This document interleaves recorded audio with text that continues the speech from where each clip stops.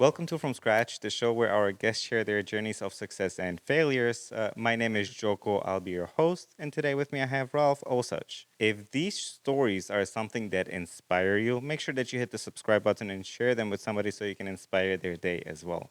Now, Ralph, welcome to the show. Thank you. Thank you for having me. Can you give me like a brief overview in a nutshell what it is that you do now? So, our company is A Clean Start.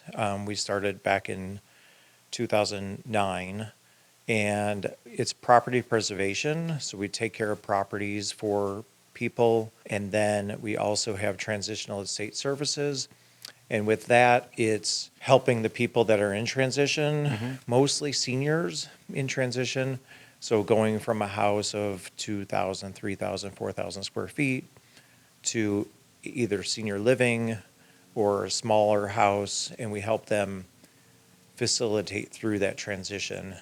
We can do packing, Interesting. moving, and then if they are selling the house, we can get the house cleaned up, repairs made on the house to go on the market. We don't do roofing, Mm. but we have a good contact list of referrals that we can give to them. Real quick, I just wanted to share with you that From Scratch is an independent podcast that is not backed by any investors. If you do enjoy these types of inspirational stories and would like to support the podcast, I will leave a donation link somewhere above or below this video where you can make your donations discreetly and safely. If, on the other hand, you have a business and would like to advertise during one of the episodes, I have three types of sponsorship packages that basically fit any type of budget for your business. Any financial contribution is highly appreciated, and I cannot thank you enough for your continued support. But you don't have to donate in order to support the podcast. All you have to do is just simply subscribe and share it with your community so that these meaningful stories will reach a wider audience. Thank you for listening.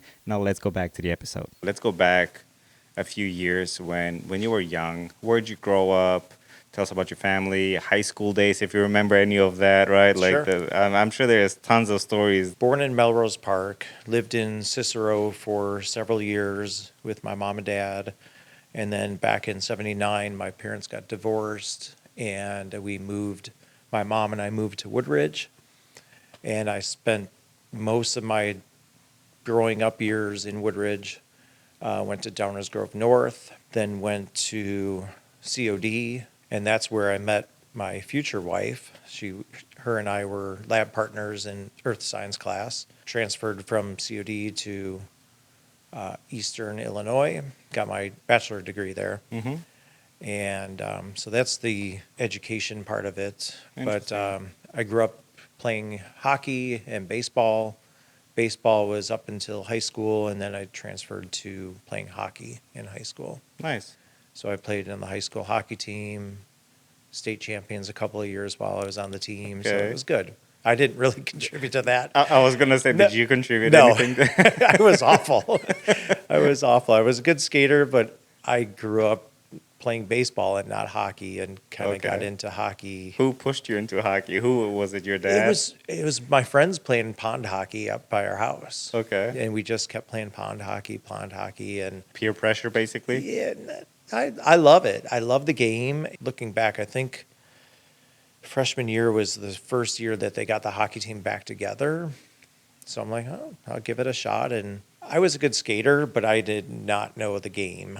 Like, I didn't know how to play That's interesting. So you said hockey and then in baseball. baseball. So in baseball, it was all like little league stuff through park districts and things like that. Okay. I was a pitcher, and Okay. I pitched and played first base, and I was pretty good. I was on the all-star team several years. Like eighth grade is when I started transitioning to hockey. Okay. I don't know if I just got burned out from it, Mm. just lost the desire to play, and hockey was new, it was exciting. Everybody else was playing it. Everyone else was playing it, and I know that decision disappointed my grandfather. It Oh. really hit him hard because That you left baseball? that I left baseball. Yeah. How so? I think his passion for baseball, and he just loved it. And then one day when I said, I'm not playing anymore, yeah, I think it crushed him. So Oh man. I feel like he took that disappointment to the grave. Like he was He never forgave me for it. Really? Yeah. So whenever I talk Did he about it, explicitly say, or no, you it could feel there wasn't. was I a could change of just feel the heart? vibe and with him and stuff like that. And we weren't super close. And he moved to Arizona, so we didn't have that communication all the time. And that was way before cell Right. phones and Right. video and stuff like that. So, but I did spend most of my summers when they did move to Arizona. When I was a little kid, I'd hop on the plane by myself in second grade, third grade. You could do that? Yeah, my parents would take me to the gate, Oh, put me okay. on the plane. Okay, That okay. was when parents were allowed to go, or you had loved ones you can go to the gate with them. I see. Fly on the plane by myself and then land, and grandma and grandpa would be there waiting for me at the gate. So nowadays, I don't know how you would do that. I I'm think sure you, I don't even know if you can. I don't think you can. One of my fond memories of that was go to the barber, get a crew cut, put me down by the pool because it's Arizona. It's hot, Hot. very hot. Yeah. And he would sit me out there, and basically I'd be like a rotisserie chicken. It'd be 15 minutes, turn 15 minutes, turn on my stomach and get my back 15 minutes and take a dip in the pool, cool off, come back out, other side, and then keep doing that, get your base tan down. And then we did a lot of sightseeing, traveling, and Nice. they always had like a conversion van. So it was just me, grandma, and grandpa.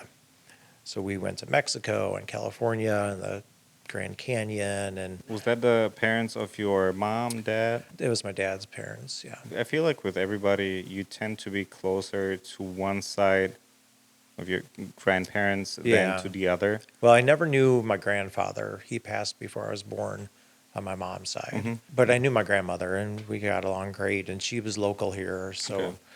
I was pretty close to them. All Both three of sets. them. Yeah. Yeah. Now, if someone were to meet you, who would they have met? Like, who was young Ralph? Boy, that's a tough one. It's I guess it depends on who you ask. Sports were my big thing. I rode BMX bikes a lot and Nice. skateboarded. We built a quarter pipe in my garage. Kind of daredevil, I Okay, guess. You know, okay. like you would. I've been into the emergency room several times Oh, boy. based on falls and bike accidents and things like that. I did crash pretty hard on my way to school in middle school.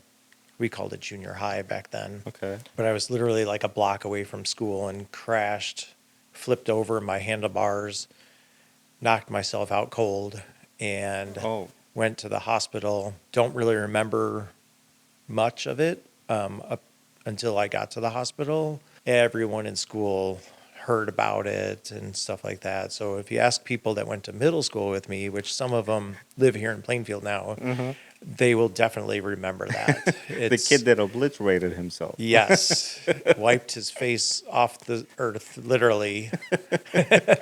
I had a bunch of friends, some of them I still talk to. Good group of kids, and a lot of them came from broken families like mine, with my parents getting divorced and stuff, and a lot of them had the same situation. Every now and then we check in with each other and things like that, and That is so nice. yeah. As a daredevil kid, did you have any dreams, like of what you wanted to become when you grew up? I think growing up, I always wanted to be a pilot. I've always liked Interesting. planes. This is probably like in middle school and stuff. And they're like, oh, you need to be really, really good at math to become a pilot. And I hated math.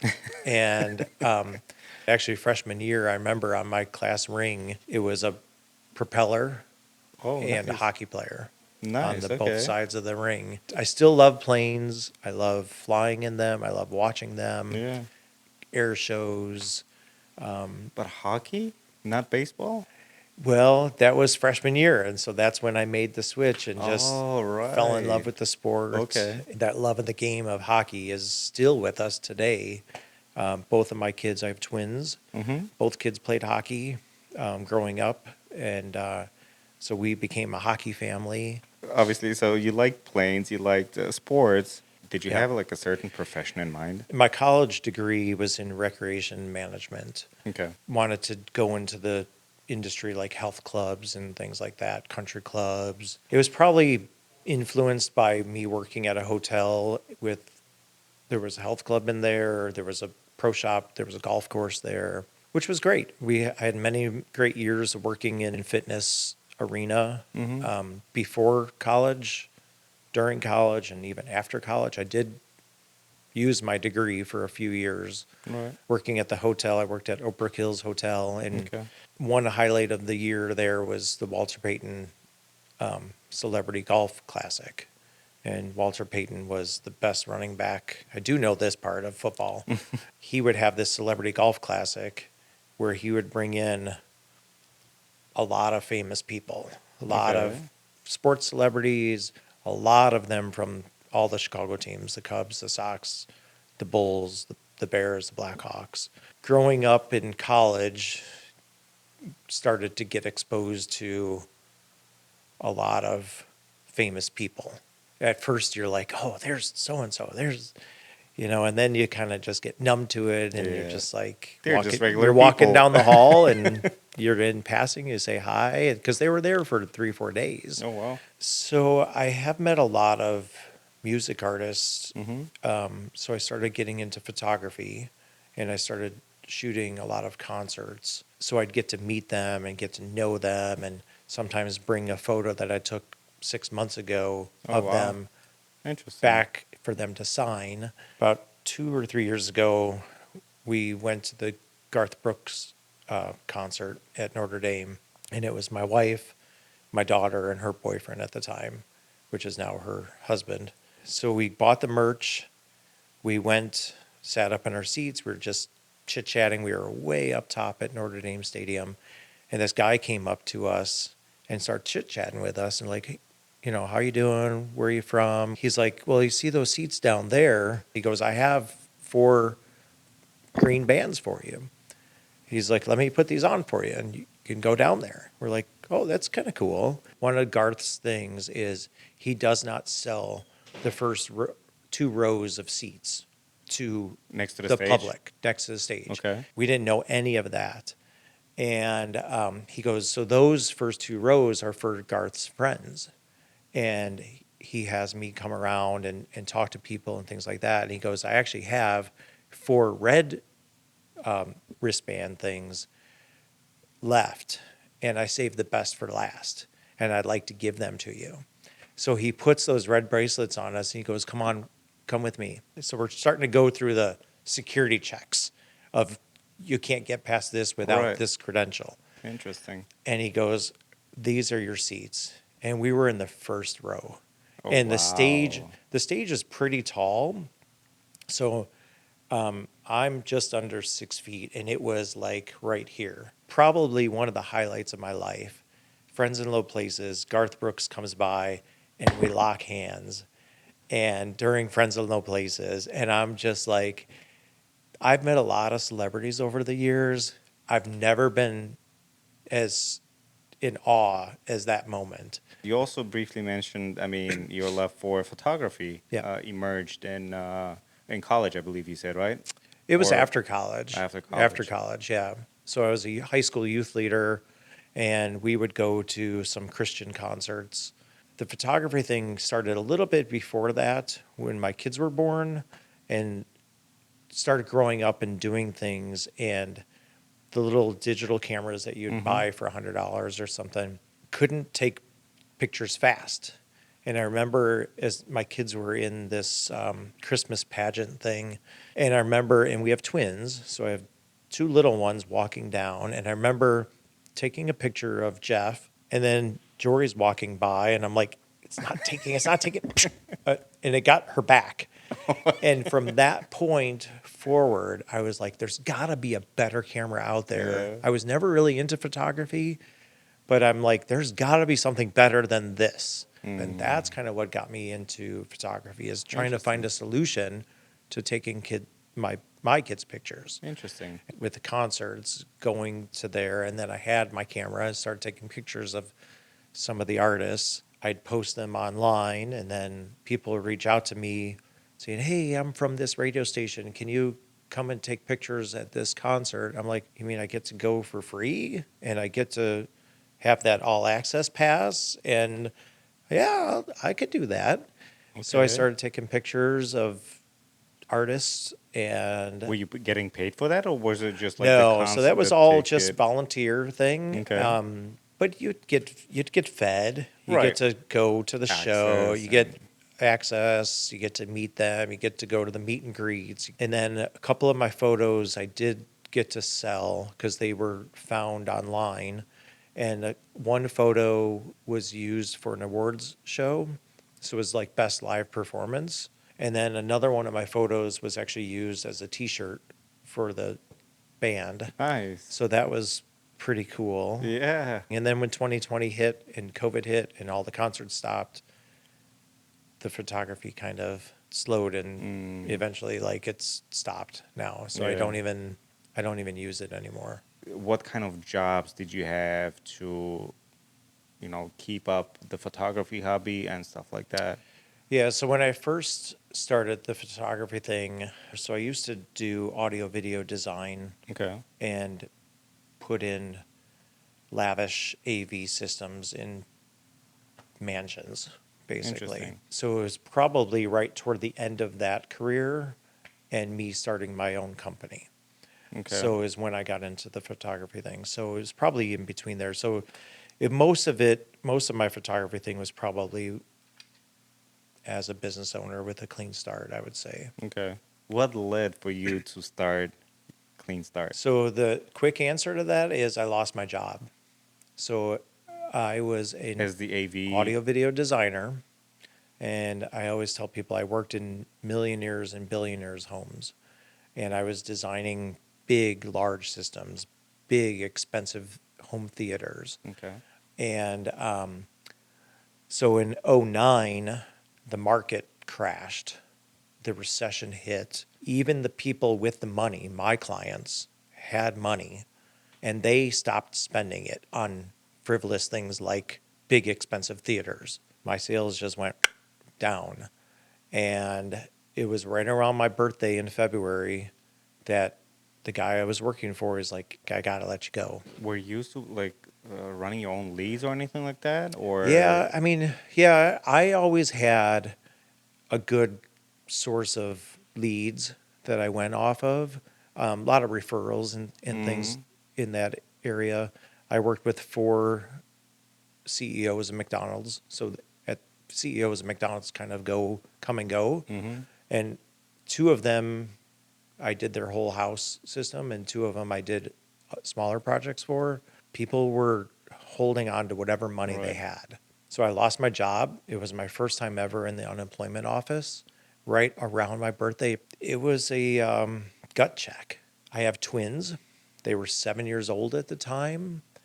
And, what am I going to do? How am I going to provide for my family? When I went to unemployment office and I filled out all that stuff, and they give you a link and it says, fill out this form and we'll try and find you a job. Put all your Mm, qualifications down. And I did all that at my kitchen table, and I hit search and it says 0 results.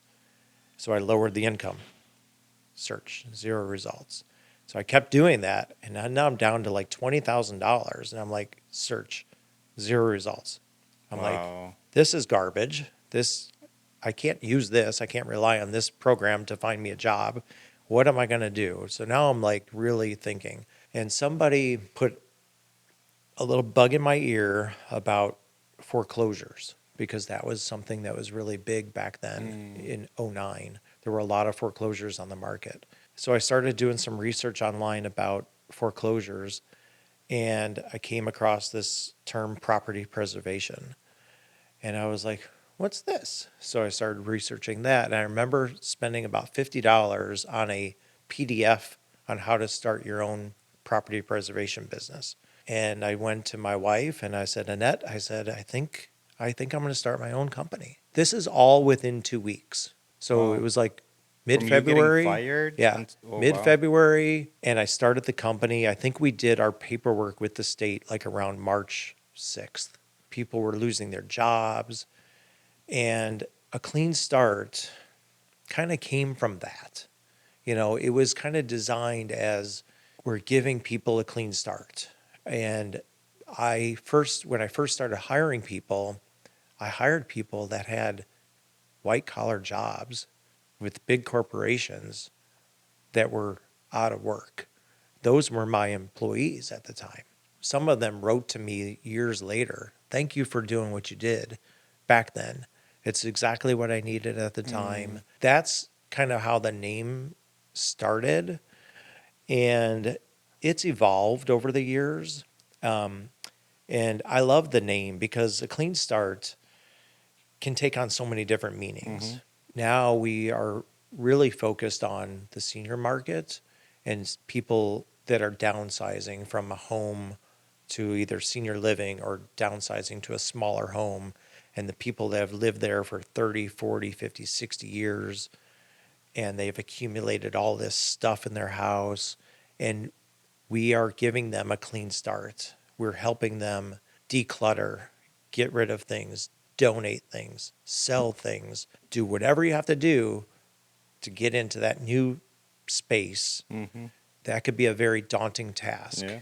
You know, Overwhelming. for sure. And I always tell people it's a very stressful thing to do.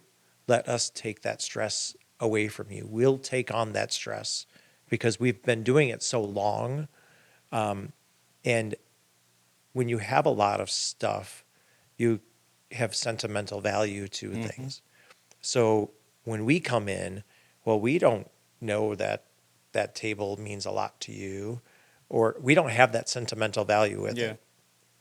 So we can help them justify if it's a keep or donate or give to a family member.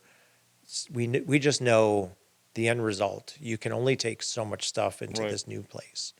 And then what is it that must go with you? And then, so we first start with that. And then, okay, now we have all this stuff. Now, what do you want to do with all of that? Right.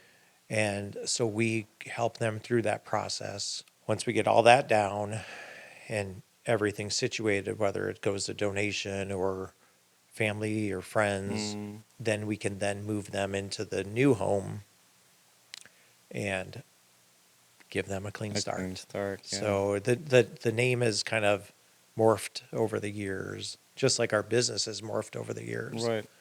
What were some of the struggles early on? Because I mean, there's a lot of unknowns, there's a lot of risk. Yeah. I mean, you have two kids. I started just reaching out to different realtors and banks that were dealing with foreclosures because that's what the focus was, foreclosures at that time. And one of our friends, family member, worked for a bank, and then she contacted me, and then I got a meeting with that bank. They said, "Here's 12 homes. How soon can you get them done?" And these were all foreclosure properties. So we pretty early on, I would say probably in May, we got off to a huge start. Like we got really slammed fast. You know, as the years went on, foreclosures about 2011 or 2012 started dropping fast. The economy started Picking healing. up, yeah. When that started happening, the business slowed a lot.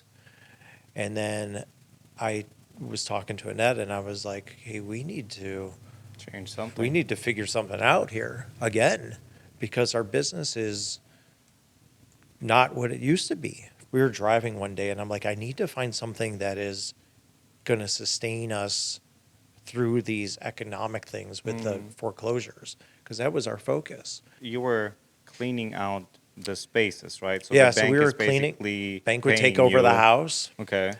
People would leave.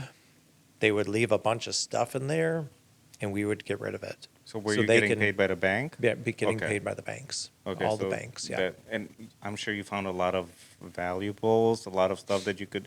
Did they allow you to keep it so you can resell Yeah. it? So in the foreclosures, in a clean out, yes, you were able to keep some stuff. We haven't been that lucky. We found a few little treasures over the years, but nothing valued over a couple $1,000s. Right. I mean, logically, if these people had their house foreclosed, they probably were Didn't not. have a lot. Yeah. Yeah. So 2011, now you got to rethink Yeah. everything again. Yeah. And that's when we started to really focus on the senior market Why seniors? because it's the largest population of people in the United States right now. So we said, let's focus on that. So we started to reach out to senior communities and people that worked in senior communities, help them transition from home to senior home. That's how that started. It was basically me saying, I'm not going back to a 9 to 5 job. Mm-hmm. Working with people in transition is so much better than foreclosures. Like How so? foreclosures aren't fun. It's a lot of It's like times deserted, it's abandoned. it's a hardship thing. Yeah. Still to this day, we still do evictions once in a while, and evictions are horrible. They're a horrible thing.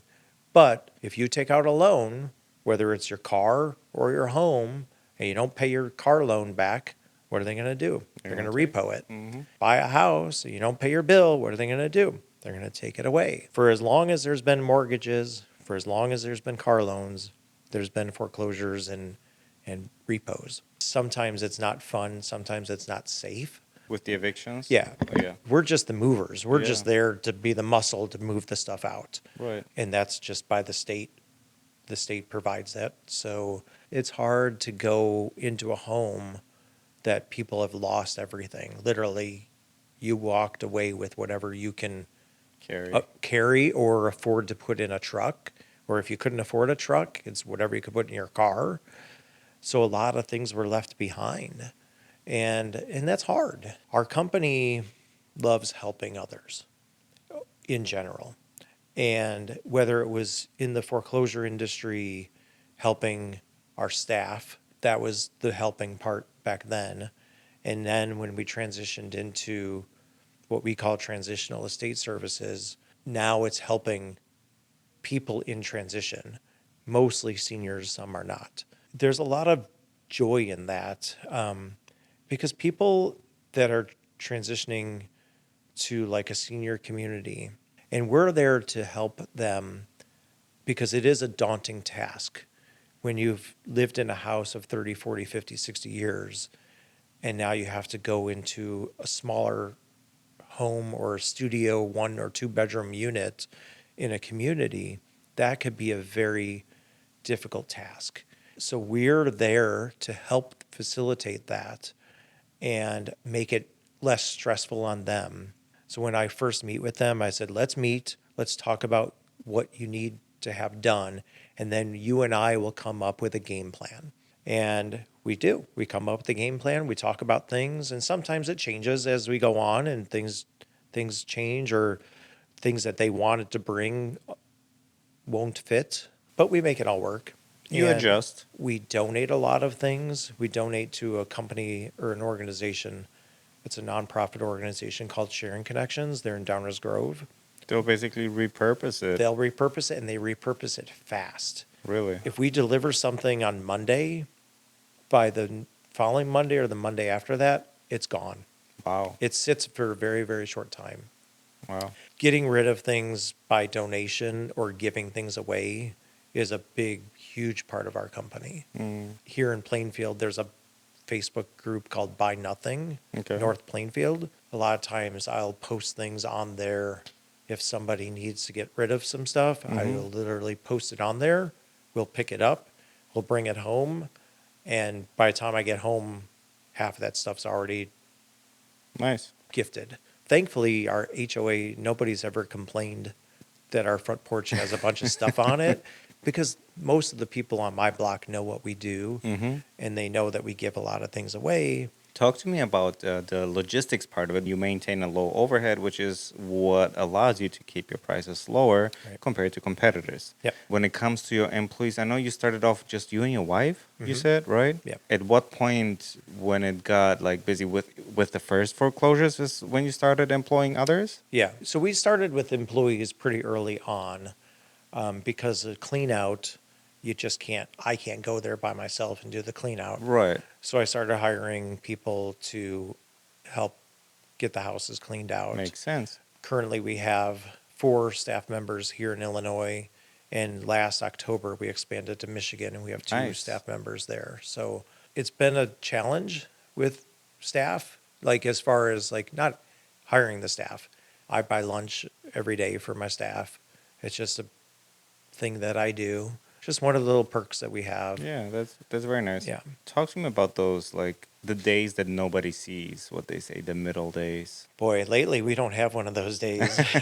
Well, that's a good thing. It's a good thing. We have been blessed with a lot of different relationships that we've built over the years. When the community calls us and say, "Hey, we have a client that's moving in and they need to move in by the end of the month because their lease or whatever expires and it's September 28th," we move on that because we know there's an urgency there. Yeah.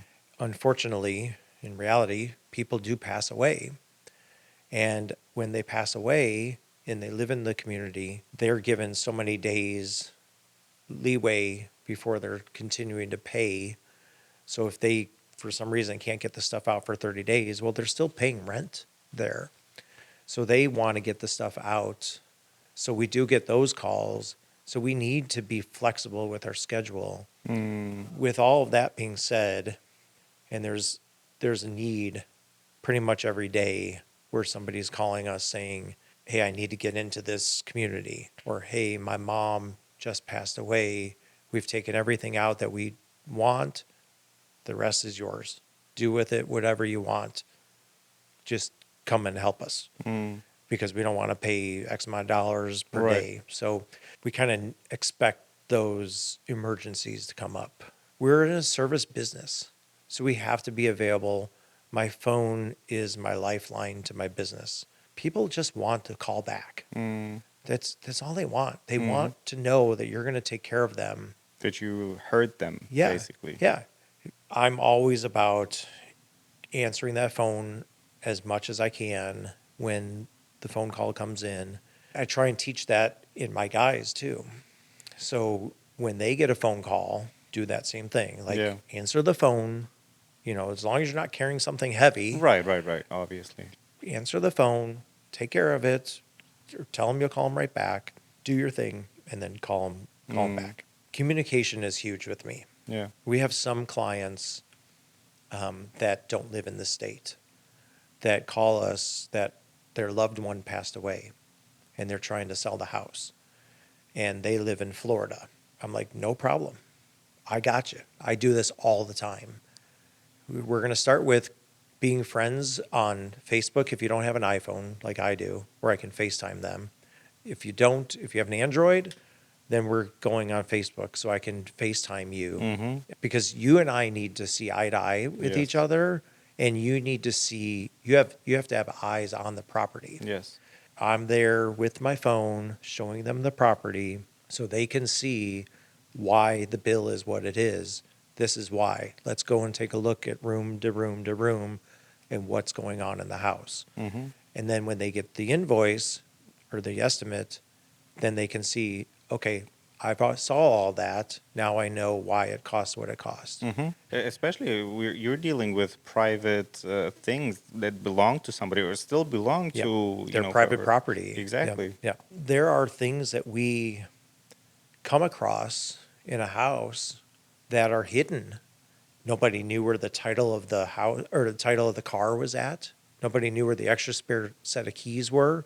And we come across things like that. We put that all aside. We had one lady in Joliet, her sister's husband passed away years ago, and she started to become a hoarder. And the sister next door knew things were going on, but didn't know how bad it was until she passed away. And then she got access to the house, and the house was left in her sister's name.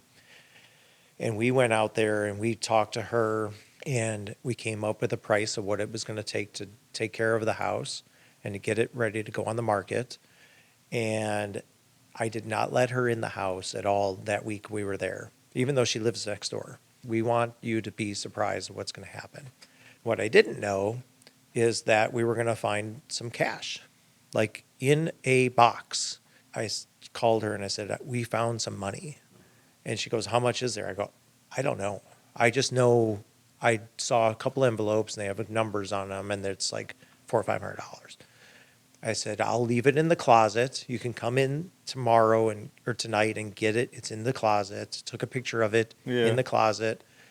And she came in and got it and left. Didn't go through the house or anything because she knew our agreement. Like, I don't want you Right. rummaging through the house. After it was all said and done, we walked her through the house, and we have this as a highlight on our Facebook page, the reveal of the house. And she was just in awe of it. We made it look really good and really presentable Yeah. to future home buyers. Yeah. She ended up getting $24,000 over asking price, Wow. which is great. It's great Yeah. for her.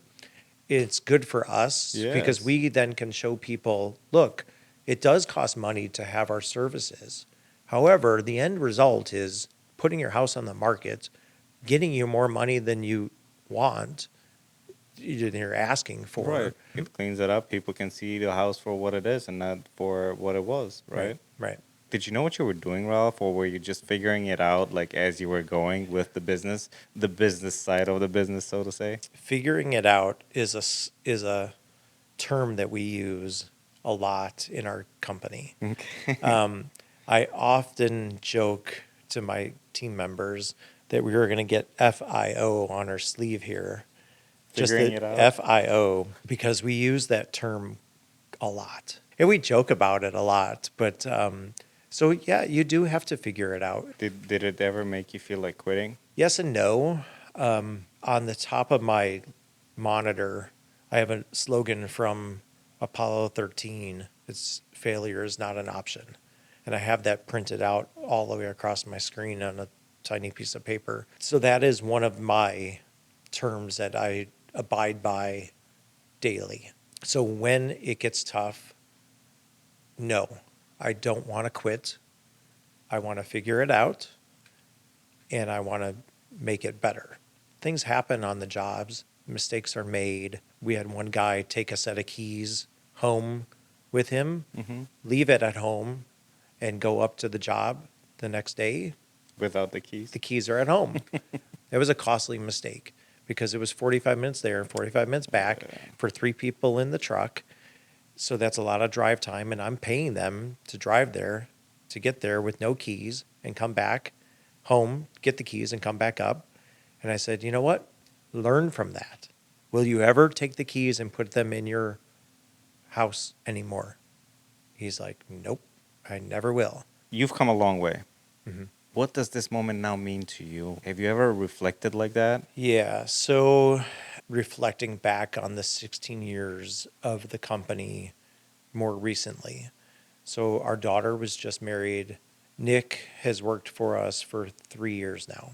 I'm really now starting to focus on longevity of the company, having the company be here for them way past me working as the head of the company. Mm, So that's kind of been my focus these past several months, I would say. You know, we have a great staff. We want them to be with us for a long time. mm-hmm. So we're doing things with the company, offering 401k, offering different benefits to keep them and keep them happy. Michigan happened just about a year ago this month, and it's been a struggle.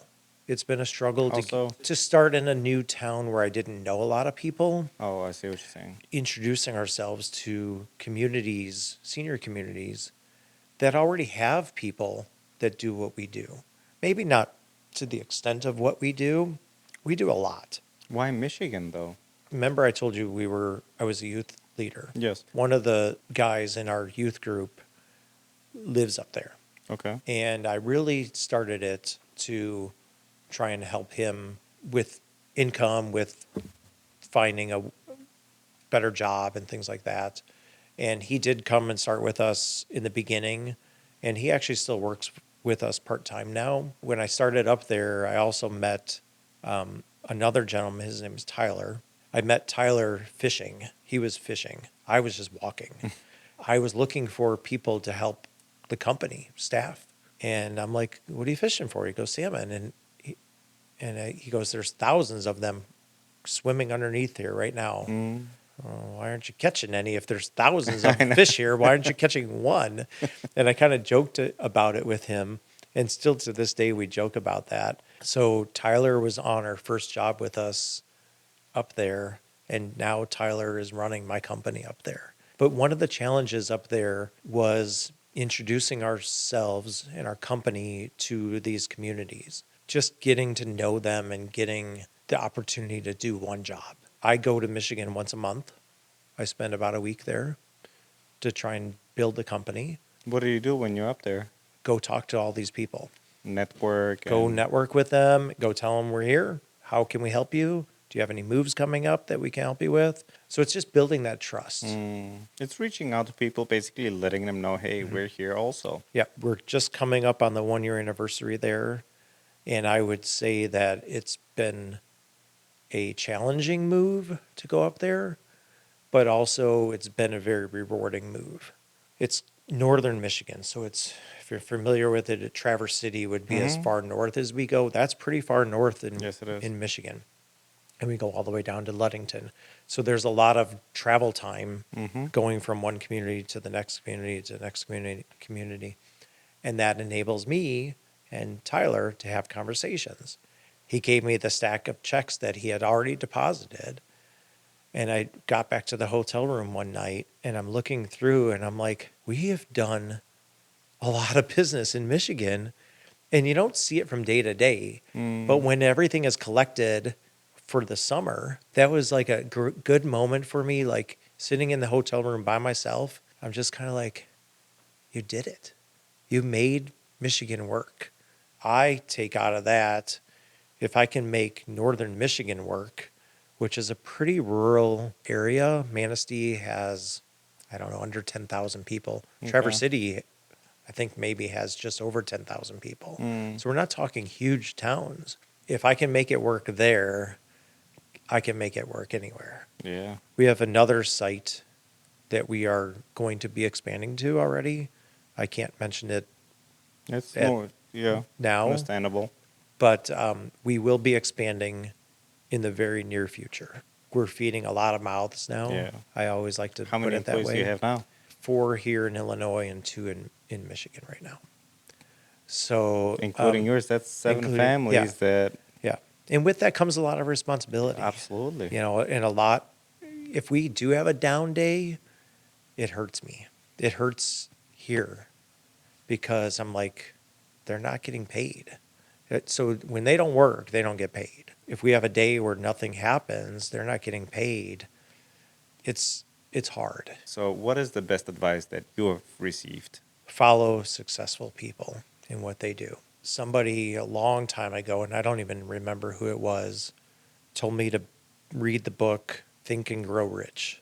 Mm-hmm. In there, it talks about follow successful people. A lot of that came with the working in the audio video business because I was working with the very successful people. And sometimes you get jaded by that.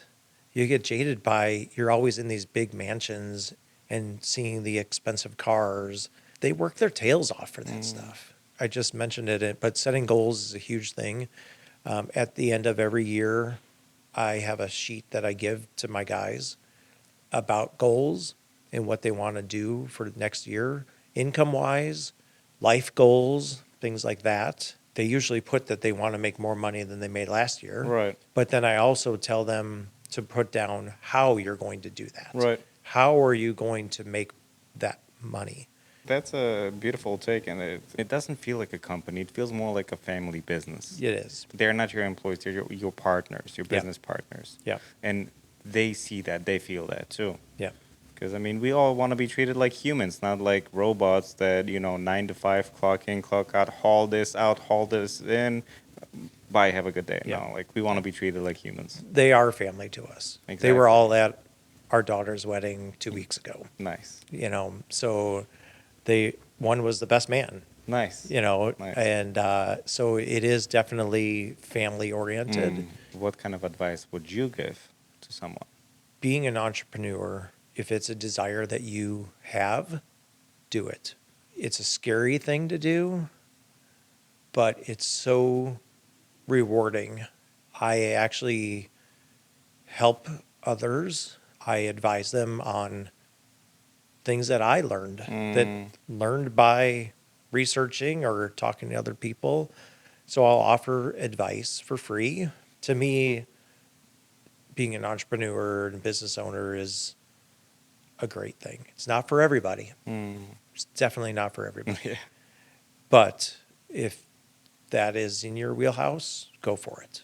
If your younger self were to enter the room, what would you tell him? Boy, that's tough. In a lot of ways, I would say you're going to have hills to climb and things are not going to be easy. Surround yourself with good support, and you can accomplish anything you want. That's probably what I would say. Let's go on the opposite end. What is your message to your future self? Well, the big question I would say is, why didn't you do this years and years and years ago? So that's what I would say to myself, probably to this day. Like, what took you so long? You get caught in life, and I'm almost 55, which is scary because over the summer, the realization of 55 hit hard because I am going to now be eligible to live in communities where I help people move into or move out of. And now I'm going to be one of them that is eligible to live in that community. And that was kind of a gut check, reality check, that life is short. You're only on this life a short amount of time. Even if you're 100 years old, 100 years goes by like that. So make the most of it. My wife will always say, live life today like you're not going to be here tomorrow because you don't know. So do the right thing, accomplish what you want to accomplish. It's true. It's the reality, though. Mm-hmm. Because, we take things for granted so many times. I've been living my life with that exact same, I don't want to say motto, but ideology. Mm-hmm. Where can people find about Clean Start? Where can they find more info? So you can find us online at acleanstart.net. You can also find us on Facebook. Mm-hmm. We're in the business where before and afters are a huge thing, Mm-hmm. where you can really see a transformation happen. Yes. So before and afters are definitely on Facebook, Instagram, TikTok. I would like to close the show with these remarks. I think we got way deeper than we thought we would. Yeah. Thank you for sharing a lot of these stories because I know a lot of them are also personal. And thank you for sharing that with welcome. me. Thanks for having me. If Ralph's story inspired you, make sure that you subscribe and share it with somebody to inspire their day as well. And I will see everybody in the next episode.